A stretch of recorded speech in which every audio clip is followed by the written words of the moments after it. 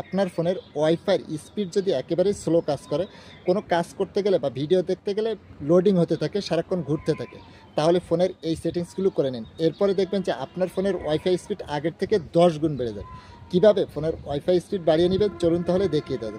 First of all আপনার ফোনের সেটিংসটা open করবেন, উপরে সার্চ বক্স পেয়ে যাবেন। এই সার্চ বক্সে লিখবেন ওয়াইফাই, স্ক্রল করে নিচে আসবেন, আসলে এখানে পেয়ে যাবেন ইনেবল ওয়াইফাই ভার্বাস লগইন, এর উপরে ট্যাপ করবেন। এই ইনেবল ওয়াইফাই ভার্বাস লগইন এটা বন্ধ থাকবে, এটাকে অন করে দিবেন। তারপরে ওয়াইফাই স্ক্যান থ্রটলিং এটাও বন্ধ থাকবে, এটাকে অন করে দিবেন।